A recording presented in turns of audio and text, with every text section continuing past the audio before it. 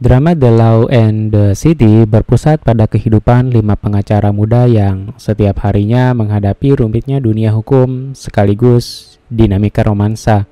Drama The Law and the City berpusat pada kehidupan 5 pengacara muda yang setiap harinya menghadapi rumitnya dunia hukum sekaligus dinamika romansa di tengah hiruk-pikuk distrik hukum Sucho, kawasan yang dikenal sebagai jantung dunia hukum di Seoul. Episode 1 dimulai dengan pengenalan 5 tokoh utama kita.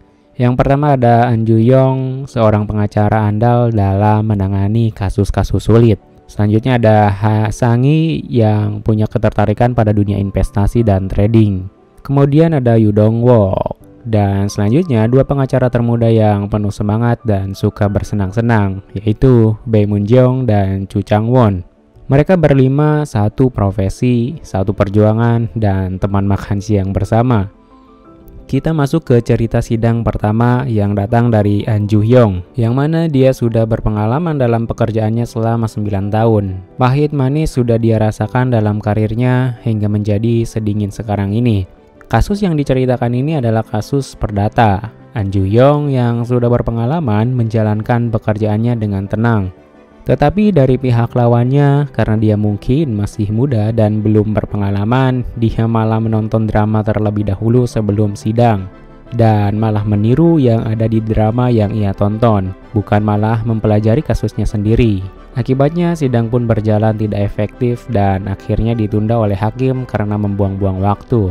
Usai sidang, Ju Yeon pun kembali ke kantornya dan dia bertemu dengan teman makan siangnya, Bae Moon Jeong, yang mana dia datang terlambat kali ini. Di kantor, Ju Yeon menerima hasil 3 sidang yang sudah ia jalani. Dari ketiga sidang yang sudah ia jalani, 2 diantaranya dimenangkan. Tetapi reaksi yang diberikan Ju Yeon malah datar dan dingin. Sehingga itu membuat rekannya kebingungan karena tidak ada reaksi ketika dia menang ataupun kalah dalam sidang yang sudah dia jalani. Selanjutnya, Ju Yeon menerima konsultasi masalah kekerasan yang dialami seorang konsultan pajak bernama Kyung Hyun. Kyung Hyun ini ada masalah dalam penglihatannya dan kasus ini akan menjadi kasus utama dalam episode yang pertama ini. Dan kita akan melihat bagaimana Ju Yeon dengan teliti menyelesaikan kasus ini. Pada kasus ini, ada seorang yang berkonsultasi yang mengajukan banding terhadap kasus yang sudah ia jalani sebelumnya. Di kasus sebelumnya, Kyung Hyun mengakui semuanya adalah benar, bahwa dia melakukan kekerasan terhadap korban yang ia aniaya yang bernama Kim. Dia mengakui semua itu agar sidang berjalan dengan cepat dan kasusnya tidak ramai diperbincangkan nantinya. Namun kali ini dia malah mengajukan banding setelah semua yang ia nyatakan pada sidang sebelumnya dengan dalih untuk mengungkap yang sebenarnya. Setelah mewawancarai kliennya, Ju Yeon pun memeriksa bukti yang ada, mulai dari rekaman suara, foto di TKP, dan dokumen lainnya. Dan pengakuan Kim atau si korban adalah dia dianiaya oleh Kyung Hyun atau si buta yang tidak mau memberikan potongan kepada Kim yang berkonsultasi pajak kepada dirinya. Akhirnya untuk memastikan semuanya, Ju Yeon melihat langsung rumah si buta untuk melihat lokasi kejadiannya. Namun ternyata pas sampai lokasi kejadian tersebut sudah dibersihkan dan diperbaiki. Karena mungkin kasus yang akan dibuka kembali ini sudah berlangsung cukup lama. Ju Yeon pun menyampaikan perkembangan kasusnya yang telah ia pelajari kepada kliennya itu. Namun kliennya menyangkal semua yang disampaikan korban, yaitu Kim.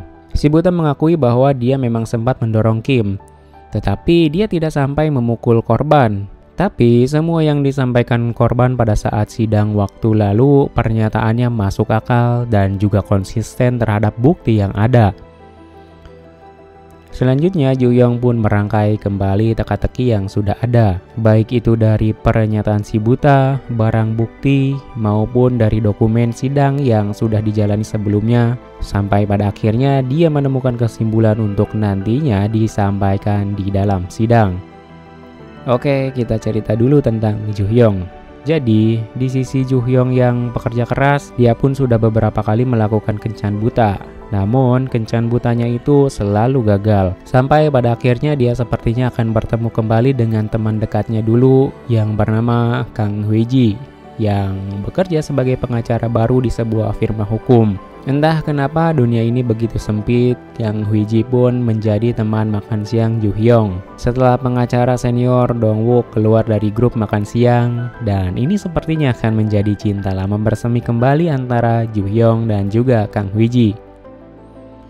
Oke, lanjut ke kasus penganiayaan yang sedang dikerjakan Ju Hyung. Hari di mana sidang berlangsung, Ju Hyung menyampaikan semua teka-teki yang sudah dia dapatkan dan rangkai. Jadi kasus ini pada intinya adalah masalah uang dan cinta sesama jenis. Jadi itulah maksud pernyataan si buta bahwa dia takut kasusnya menjadi ramai karena ada cinta sesama jenis di dalamnya antara pelaku dan korban. Kemudian alasan dia membuka kasusnya lagi atau mengajukan banding karena kerugian yang dia derita cukup banyak.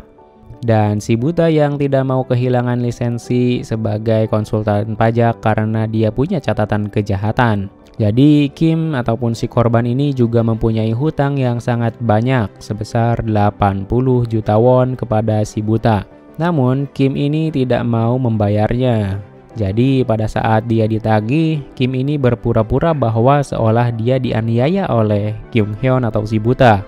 Tapi padahal dialah yang melakukan penganiayaan itu terhadap dirinya sendiri. Yang kemudian dia menghancurkan laptop braille yang harganya mahal juga dan melempar barang dengan presisi yang mana itu tidak mungkin dilakukan oleh Kyung Hyun sendiri karena Kyung Hyun mengalami kebutaan total sehingga Kyung Hyun tidak bisa melihat cahaya sedikit pun.